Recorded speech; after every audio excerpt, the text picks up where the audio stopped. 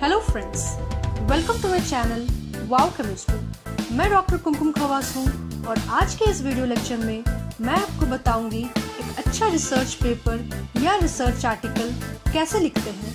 अगर आप अपने रिसर्च पेपर को एक अच्छे इम्पैक्ट फैक्टर वाले जर्नल या SCI जर्नल में पब्लिश कराना चाहते हैं तो ये वीडियो आपके लिए काफ़ी हेल्पफुल रहेगी। अगर अब तक आपने मेरे चैनल को सब्सक्राइब नहीं किया है तो प्लीज़ इसे सब्सक्राइब कर लीजिए।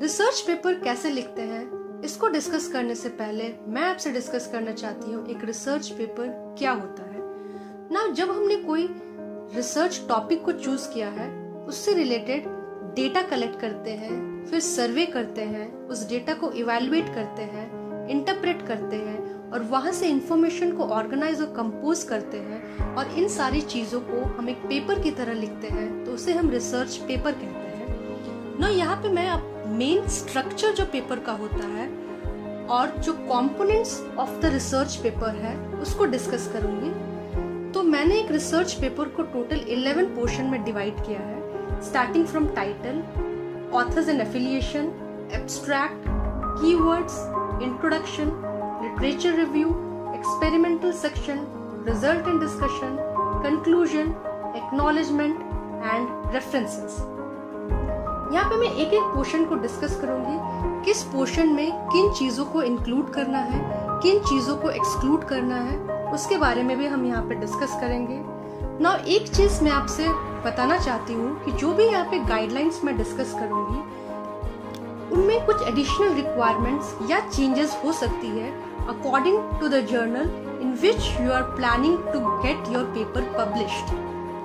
Now starting from the title, जो टाइटल होता है वो हम इस तरह से लिखते हैं कि हम बहुत ही कम वर्ड्स में उसे लिख सकें और वो बहुत ही रिलेवेंट और स्पेसिफिक होना चाहिए और हम कोशिश करेंगे कि वो एक स्टेटमेंट की तरह ना रहे, रादर एक सिंगल फ्रेज की तरह रहे और आपका टाइटल इस तरह से होना चाहिए जो कि आपके रिसर्च पेपर का पर्पस एक्सप्लेन कर सके। तो यहाँ पे मैंने कुछ अपने ही पब्लिश्ड पेपर्स का एग्जाम्पल लेते हुए हर एक पोर्शन को डिस्क्राइब करने की, एक्सप्लेन करने की कोशिश की है। तो यहाँ पे आप देख सकते हैं, यहाँ पे ये मेरा एक पब्लिश्ड पेपर है। ये जो टाइटल है, यहाँ पे ये टाइटल है, ये टोटल ऑलमोस्ट 11 वर्ड्स में लिखा हुआ है, एक्सक्लूडिंग दिस फॉर या फिर इज या फिर आर, उन चीज़ों को हम यहाँ पे ऐड नहीं करते हैं। तो यहाँ पे आप देख सकते हैं जो ये हर एक वर्ड है यहाँ पे उसे, उसका जो स्टार्टिंग जो लेटर है उसे कैपिटल में लिखा हुआ है। आप देख सकते हैं हर वर्ड का इनिशियल लेटर कैपिटल में लिखा हुआ है। और इस अगर आप टाइटल को पढ़े तो इसको, ये टाइटल क्या कह रहा है, highly water soluble rod coil conjugated block copolymer for efficient humidity sensor. मतलब हमें पता चल रहा है कि यहाँ पे कोई हम ह्यूमिडिटी सेंसर की बात कर रहे हैं और कोई rod coil conjugated block copolymer के बारे में डिस्कस कर रहे हैं। तो इस तरह से आपको अपने टाइटल को भी बहुत ही स्पेसिफिक और रिलेवेंट लिखना पड़ेगा। और ये आप देख सकते कोई कंप्लीट स्टेटमेंट नहीं, एक फ्रेज की तरह इसे लिखा गया है। यहाँ पे मैं और एक एग्जांपल लेती हूँ। यहाँ पे आप देख सकते हैं ये जो यहाँ पे दूसरा टाइटल है, दूसरे पेपर का एक टाइटल है। ये जो टाइटल है यहाँ पे ऑलमोस्ट ये 14 वर्ड्स में लिखा है, excluding those for, is, are. तो आप देख सकते हैं यहाँ पे कोई भी जो लेटर है, वर्ड का जो स्टार्टिंग लेटर है वो कैपिटल में नहीं है। आप देख सकते हैं एक्सेप्ट दिस वन, जहाँ से आपका ये फ्रेज स्टार्ट हो रहा है। तो इस तरह से हर पेपर का जो भी रिक्वायरमेंट्स होता है उसके हिसाब से हमको अपने पेपर को लिखना होता है ना। नेक्स्ट हमारा आता है ऑथर्स एंड एफिलिएशन। ऑथर्स मतलब जितने लोगों ने भी उस रिसर्च पेपर में कंट्रीब्यूट किया है उसे हम मेंशन करते हैं उस पेपर में, और एफिलिएशन हो जाता है उन ऑथर्स के करस्पॉन्डिंग एड्रेस या फिर वो किस डिपार्टमेंट या इंस्टीट्यूट से बिलोंग करते हैं। तो यहाँ पे देखिए ये जो मेरा पेपर है उसमें ये सारे ऑथर्स हैं। ये जो पहला है इसको हम फर्स्ट ऑथर कहते हैं जिसमें मेरा नाम लिखा हुआ है। उसके बाद बाकी सारे जो ऑथर्स हैं उनको हम को ऑथर्स कहते हैं, और ये जो ऑथर है जिसके ऊपर ये एस्टरिस्क का साइन है उसे हम करस्पॉन्डिंग ऑथर कहते हैं। तो करस्पॉन्डिंग ऑथर वो होता है जो इन्वॉल्व होता है पेपर को किसी भी एक पर्टिकुलर जर्नल में सेंड करने के लिए, या उस पेपर से रिलेटेड कोई भी रिव्यू आती है तो उस करस्पॉन्डिंग ऑथर के पास आती है, या फिर जब भी कोई पेपर पब्लिश हो जाता है उससे रिलेटेड कोई भी नोटिफिकेशन या इन्फॉर्मेशन आती है तो वो भी करस्पॉन्डिंग ऑथर के पास ही आता है। तो यहाँ पे आप देख सकते हैं, यहाँ पे एफिलिएशन लिखा हुआ ऑथर्स का, यहाँ पे देख सकते हैं, यहाँ पे ये जो मेरा नाम है और ये जो ऑथर है और ये जो ऑथर है, they belong to the same institute, इसलिए उनको साथ में रखा गया है। यहाँ पे आप देख सकते हैं department of chemistry, central university of Jharkhand, Ranchi. उसके बाद ये जो ऑथर है एंड ये जो करस्पॉन्डिंग ऑथर है, इनको एक साथ लिखा गया है यहाँ पे, क्योंकि ये सेम इंस्टीट्यूट से बिलोंग करते हैं, department of chemistry, institute of science, BHU। और ये जो ऑथर है, इनको आप देख सकते हैं यहाँ पे भी लिखा हुआ है इनके एफिलिएशन के बारे में, department of ceramic engineering, IIT BHU। तो इस तरह से हम एफिलिएशन लिखेंगे। उसके बाद यहाँ पे मैंने एक दूसरा एग्जाम्पल, दूसरे पेपर का एग्जाम्पल लेते हुए एक्सप्लेन किया। यहाँ पे आप देख सकते हैं, यहाँ पे भी सिमिलरली सारे ऑथर्स के नाम मेंशन्ड है।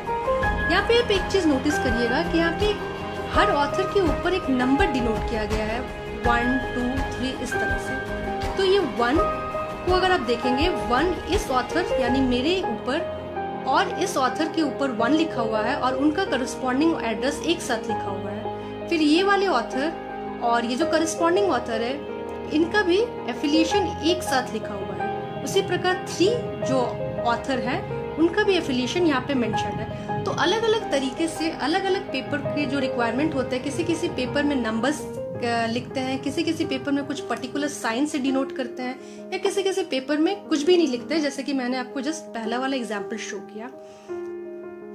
यहाँ पे देखिएगा करस्पॉन्डिंग ऑथर के ऊपर भी कोई एस्टेरिस्क साइन नहीं है, लेकिन यहाँ पे मेंशन है कि करस्पॉन्डिंग ऑथर कौन है, इसलिए हम यहाँ से आइडेंटिफाई कर सकते हैं। उसके बाद देखिएगा बहुत सारे पेपर्स में क्या होता है कि पेपर से रिलेटेड जितने भी इंफॉर्मेशन होती है, वो पेपर कब रिसीव हुई, कब एक्सेप्ट हुई, कब ऑनलाइन पब्लिश हुई, ये सारी चीजें भी यहाँ पे मेंशन रहती है। बहुत सारे पेपर्स में पेपर के एंड में मेंशन रहते हैं। उसके बाद यहाँ पे आप देखिएगा पेपर का एक DOI होता है, डिजिटल ऑब्जेक्ट आइडेंटिफायर। इसका क्या मतलब है? इसमें क्या होता है, एक डिस्क्राइब्स अ पेपर, मतलब क्या होता है कि हर एक पेपर का एक डिफरेंट DOI होता है। DOI मतलब it contains a string of numbers या लेटर्स या फिर कोई सिंबल्स जो कि एक पर्टिकुलर पेपर का एक पर्टिकुलर होता है। जैसे आप समझने के लिए कह सकते हैं कि जो DNA या फिर फिंगरप्रिंट होता है, वो भी हर एक पर्सन का वेरी करता है, हर एक पर्सन के लिए डिफरेंट होता है। उसी तरह हर पेपर का DOI भी डिफरेंट होता है। The next portion is abstract. ये जो एब्स्ट्रैक्ट होती है, ये आपके रिसर्च पेपर की एक ब्रीफ समरी होती है, जिसे हम अराउंड 150 to 300 वर्ड्स में डिस्क्राइब करते हैं। आपने अपने रिसर्च आर्टिकल के बारे में जो भी स्टडी की है, जो भी रिसर्च की है, उसका ये एक रिफ्लेक्शन है। यहाँ पे कोई भी हम रेफरेंस, एब्रिविएशन, फिगर्स, चार्ट्स या टेबल्स मेंशन नहीं करते हैं। यहाँ पे मैंने अपने एक रिसर्च आर्टिकल का एग्जाम्पल लेते हुए एक्सप्लेन किया है इसे। जैसे आप देख सकते हैं, ये जो इस पोर्शन को हम एब्स्ट्रैक्ट कहते हैं। It is written before the introduction portion. बहुत सारे जर्नल्स में क्या होता है, एब्स्ट्रैक्ट जो लिखा रहता है उससे पहले जो वर्ड एब्स्ट्रैक्ट है वो भी मेंशन रहता है। बहुत सारे जर्नल्स में इसे स्किप किया जाता है, जैसे कि यहाँ पे कोई भी वर्ड एब्स्ट्रैक्ट मेंशन नहीं है। यहाँ पे आप देख सकते हैं जो एब्स्ट्रैक्ट होता है वहाँ पे हम बहुत ही स्पेसिफिक चीजों को मेंशन करते हैं। जैसे कि यहाँ पे आप देखिए, यहाँ पे मैंने ये जो पॉलीमर है, highly water soluble rod coil conjugated block copolymer, इसके सिंथेसिस मेथड के बारे में थोड़ा सा बताया है। The synthesis method comprises Kumada catalyst transfer polymerization and atom transfer radical polymerization. उसके बाद इसकी कैरेक्टराइजेशन का मेंशन किया है, जैसे NMR FTIR स्टडी या फिर UV विजिबल XRD स्टडी के बारे में मेंशन किया है। उसके बाद कुछ यहाँ पे कंडक्टिविटी की वैल्यू मैंने मेंशन की है। उसके बाद यहाँ पे देख सकते हैं इस वाटर सॉल्युबल पॉलीमर की मैंने यहाँ पे वाटर अपटेक कैपेसिटी को मेंशन किया है।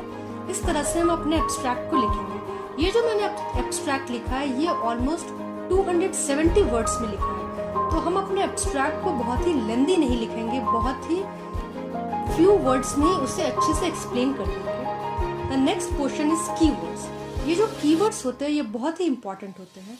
आपके जो भी रिसर्च आर्टिकल में जो इम्पोर्टेंट वर्ड्स होते हैं या जो भी आई कैचिंग वर्ड्स होते हैं, यहाँ पे हम उसे मेंशन करते हैं। अराउंड 4 to 8 वर्ड्स हम लिखते हैं, नॉट मोर देन दैट, और ये बहुत ही स्पेसिफिक और सिग्निफिकेंट होना चाहिए। यहाँ पे मैंने एक एग्जांपल लिया है, जैसे यहाँ पे जो ये पेपर है इसका टाइटल हो गया, इसकी एफिलिएशन हो गया। उसके बाद यहाँ पे देखिए ये कीवर्ड्स मेंशन्ड है just above the introduction portion. यहाँ पे मैंने टोटल 4 कीवर्ड्स मेंशन किया है, conjugated polymer, poly3-hexyl thiophin, Pomada catalyst transfer polymerization and functionalized polymer. तो ये जो कीवर्ड्स है ये बहुत ही स्पेसिफिक है and particular to this paper है। नेक्स्ट और एक चीज यहाँ पे देखिए, और एक एग्जांपल मैंने मेंशन किया है। यहाँ पे देखिए ये जो कीवर्ड्स है ये at the end of the paper लिखा है compare to the previous example जहाँ पे इंट्रोडक्शन के ऊपर में ही कीवर्ड लिखा है। यहाँ पे देखिए रेफरेंसेस के ऊपर में कीवर्ड लिखा हुआ है। यहाँ पे भी टोटल 4 कीवर्ड लिखा हुआ है, block copolymer, conjugated polymer, humidity sensor, proton conducting polymers. तो ये कीवर्ड्स हमें इस तरह से लिखना है कि वो बहुत ही स्पेसिफिक और पर्टिकुलर होने चाहिए आपके उस पेपर के। यहाँ पे देखिएगा बहुत बार पेपर के बारे में जो इन्फॉर्मेशन होती है, जब रिसीव कब हुई है, रिवाइज कब हुई है, पब्लिश कब हुई है, ये सारी चीजें भी यहाँ पे मेंशन रहती है। बहुत बार पेपर के स्टार्टिंग में इंट्रोडक्शन के पहले भी मेंशन रहता है। Next portion is introduction. ये जो इंट्रोडक्शन पोर्शन है ये आपके रिसर्च वर्क जिसमें आपने अपनी रिसर्च को की है उसका एक ओवरव्यू को बताता है। ये आपने जो मेथोडोलॉजिकल अप्रोच या फिर जो कैरेक्टराइजेशन टेक्निक्स जो अडॉप्ट की है उसका एक ब्रीफ डिस्क्रिप्शन यहाँ पे हमें मालूम चलता है। इंट्रोडक्शन पोर्शन आपके रिसर्च वर्क के स्कोप, कॉन्टेक्स्ट एंड सिग्निफिकेंस के बारे में भी डिस्कस करता है। उसके बाद एक इम्पॉर्टेंट चीज यहाँ पे आती है, आपने जो रिसर्च टॉपिक को चूज किया जिसपे आप रिसर्च कर रहे हैं उसकी करंट अंडरस्टैंडिंग, मतलब उसमें करंटली आपने जो रिसर्च किया है एज वेल एज उसकी बैकग्राउंड इन्फॉर्मेशन को ये को रिलेट करता है। बैकग्राउंड इन्फॉर्मेशन मतलब इस रिसर्च वर्क से रिलेटेड ऑलरेडी जो पब्लिश्ड वर्क हो चुका है। और ये जो इंट्रोडक्शन पोर्शन है इसे हम अराउंड 3 to 4 या 5 पैराग्राफ्स में ही लिखते हैं। The next portion is literature review. ये जो लिटरेचर रिव्यू पोर्शन है इसे हम कोई अलग हेडिंग लिटरेचर रिव्यू के अंडर में नहीं लिखते हैं, rather it comes under the introduction portion only. इसमें क्या होता है कि हमने जो रिसर्च टॉपिक को चूज किया है उससे रिलेटेड हम कुछ around 25 to 30 research publications study करते हैं जो ऑलरेडी इससे रिलेटेड जो काम हो चुका है। उसके बाद इसमें जो इसके जो फाइंडिंग्स हैं और जो लिमिटेशंस है उसका हम एनालिसिस करते हैं और उसके बारे में डिस्कस करते हैं लिटरेचर रिव्यू में। ना मैं यहाँ पे अपना एक पेपर का एग्जांपल लेते हुए आपको एक्सप्लेन करने की कोशिश कर रही हूँ। ये जैसे मैंने यहाँ पे इंट्रोडक्शन पोर्शन लिया है, इस पेपर के बारे में मैं डिस्कस कर रही हूँ। इस इंट्रोडक्शन पोर्शन में यहाँ पे आप देख सकते हैं कि मैंने कुछ यहाँ पे इस तरह के पॉलीमर्स की एप्लीकेशंस के बारे में डिस्कस किया है जिसमें ऑलरेडी बहुत सारे काम हो चुके हैं। देखिए यहाँ पे मैंने रेफरेंस को भी लिखा हुआ है एज अ, ये यहाँ पे जो रेफरेंस लिखा हुआ है वो एज अ सुपरस्क्रिप्ट लिखा हुआ है स्क्वायर ब्रैकेट के अंदर में। बहुत जगह पे क्या होता है रेफरेंसेस जस्ट इसके बगल में भी लिखते हैं इन द स्क्वायर ब्रैकेट। उसके बाद आप देख सकते हैं यहाँ पे मैंने इंट्रोडक्शन पोर्शन में इस तरह के पॉलीमर्स जो होते हैं उसके स्ट्रक्चर्स के बारे में थोड़ा डिस्कशन किया है। फिर बहुत सारे डिफरेंट टेक्निक्स होते हैं इस तरह के पॉलीमर्स को सिंथेसिस करने में, उसके बारे में मैंने डिस्कस किया है। उसी तरह से फिर मैंने स्पेसिफिकली मैंने जिस कॉम्बिनेशन को यूज़ किया है उसको भी पर्टिकुलर डिज़ाइन करने के लिए बहुत सारे मेथड्स को ये अडॉप्ट किया जा सकता है, उसके बारे में भी मैंने डिस्कस किया है। उसके बाद यहाँ पे मैंने जो अप्रोच को अडॉप्ट किया है, मैंने जो सिंथेटिक अप्रोच को अडॉप्ट किया है और जो कैरेक्टराइजेशन मैंने की है उसके बारे में मैंने यहाँ पे डिस्कस किया है। तो आप देख सकते हैं ये जो इंट्रोडक्शन पोर्शन है इसको मैंने अराउंड 4 पैराग्राफ्स में कंप्लीट किया है। तो इसी इंट्रोडक्शन पोर्शन में हमारा लिटरेचर रिव्यू पोर्शन भी आ जाता है जिसमें हम ऑलरेडी जो पब्लिश्ड इसी से रिलेटेड जो काम हो चुके हैं उसके बारे में भी मेंशन करते हैं। उसके बाद मैं आपसे डिस्कस करूंगी the next portion which is known as the experimental section. इस सेक्शन में हमने जो मेथड्स अडॉप्ट किया है डेटा कलेक्ट करने के लिए, या फिर जो एक्सपेरिमेंटल वर्क हमने यहाँ पे कैरी किया है, या फिर जो मटेरियल्स हमने यहाँ पे यूज़ किया है या फिर जो कैरेक्टराइजेशन टेक्निक्स हमने अडॉप्ट किए उसके बारे में हम यहाँ पे डिस्कस करते हैं ना। यहाँ पे देखिए मैंने अपने इस पेपर का लिखा, ये शो किया आपको। तो ये फर्स्ट जो पोर्शन था that was the introduction portion. यहाँ पे देखिए सेकंड एक्सपेरिमेंटल सेक्शन। बहुत सारे जर्नल्स में ये 1-2 इस तरह से नहीं लिखते हैं, डायरेक्टली इंट्रोडक्शन फिर एक्सपेरिमेंटल सेक्शन फिर उसके बाद नेक्स्ट पोर्शन आ जाते हैं। तो एक्सपेरिमेंटल सेक्शन में आप देख सकते हैं यहाँ पे मैंने जो मटेरियल्स यूज़ किया है उसके बारे में यहाँ पे लिखा हुआ है। उसके बाद नेक्स्ट मैंने जो कैरेक्टराइजेशन टेक्निक्स अडॉप्ट किए उसके बारे में लिखा हुआ है, यहाँ पे आप देख सकते हैं। उसके बाद अगर हम यहाँ पे आ जाते हैं तो यहाँ पे जो सिंथेसिस हमने जो मटेरियल्स का सिंथेसिस किया है, जो पॉलीमर्स का, उसके बारे में यहाँ पे हमने डिस्कस किया है। यहाँ पे उसकी कुछ वैल्यूज हमने दिखाया है, NMR वैल्यूज दिखाई है। इसी तरह से हमारे एक्सपेरिमेंटल सेक्शन को हमें कंप्लीट करना है। इस तरह से मैंने सारे जितने सारे भी पॉलीमर्स मैंने यहाँ पे सिंथेसिस किए उसके बारे में मैंने यहाँ पे डिस्कशन किया है।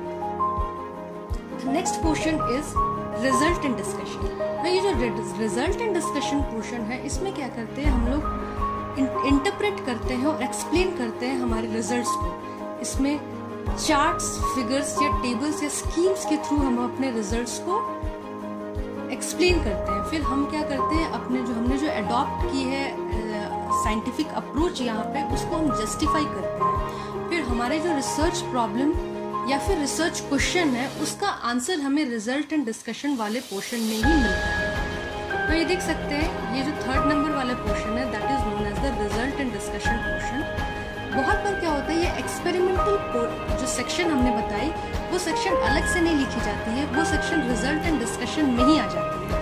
तो ये रिजल्ट एंड डिस्कशन में क्या है, जैसे आप देख सकते हैं यहाँ पे मैंने स्कीम दिखाया है जिस तरह से मैंने इसको सिंथेसिस किया है। नेक्स्ट हम आ जाते हैं यहाँ पे देखिए मैंने NMR की कुछ फिगर्स वगैरह बनाया है, जो हमें जो डेटा मिला है। इस तरह से हम रिजल्ट एंड डिस्कशन को एक्सप्लेन करते जाएंगे। यहाँ पे हमने एक FTIR यहाँ पे फिगर प्लॉट हमने दिखाया है। फिर उस तरह से बहुत सारे XRD का प्लॉट मैंने दिखाया है यहाँ पे। उसके बाद UV का प्लॉट दिखाया है यहाँ पे। इस तरह से आपका जो रिजल्ट होगा उसके हिसाब से आपको अपने सारे प्लॉट्स को दिखाना पड़ेगा। फिर यहाँ पे सिम इमेजेस मैंने कुछ दिखाया है।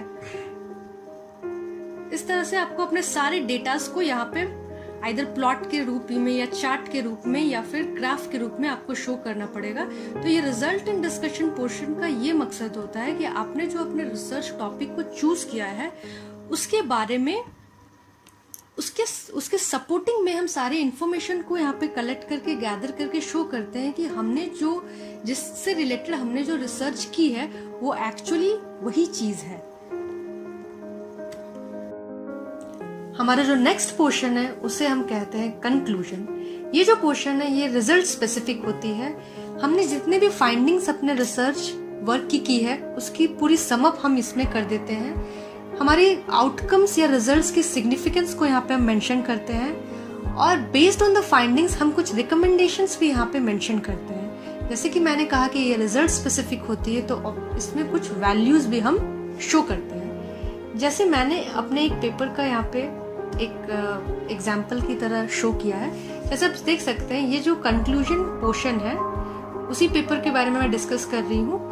तो यहाँ पे देख सकते हैं मैंने एक वैल्यू शो की है जैसे कि वाटर का अपटेक कैपेसिटी, वो वाटर सॉल्युबल पॉलीमर की यहाँ पे शो की है। फिर उसके बाद कुछ यहाँ पे कंडक्टिविटी वैल्यूज मैंने शो किए।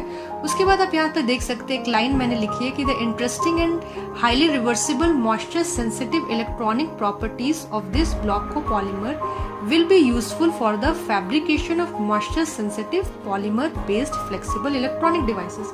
मतलब हम यहाँ पे कुछ रिकमेंडेशन दे रहे हैं कि इस तरह के पॉलीमर्स की एप्लीकेशन किसी और चीज में भी हो सकती है। इसमें हम फर्दर कुछ मॉडिफिकेशन करके इसके एप्लीकेशन को और एनहांस भी कर सकते हैं। The next portion is your acknowledgement. Acknowledgement मतलब कि हम रिकग्निशन देते हैं किसी डिपार्टमेंट या इंस्टीट्यूट को जहां से हमने कुछ फैसिलिटी या इंस्ट्रूमेंट्स यूज किया है, या फिर कोई फंडिंग एजेंसी हो सकती है जैसे कि CSIR, JRF, CSIR, SRF, UGC, JRF, या फिर कोई स्पॉन्सरिंग एजेंसी लाइक DST, या फिर आपकी यूनिवर्सिटी जिसने आपको फेलोशिप दी है उसको भी हम एक्नॉलेज करते हैं एक्नॉलेजमेंट में। हाँ, ये कुछ इस तरह से हम लिखते हैं। यहाँ पे हम अपने नाम के इनिशियल को लिखते हैं, जैसे मैंने यहाँ पे के अपना कुमकुम खवास के लिए लिखा हुआ है।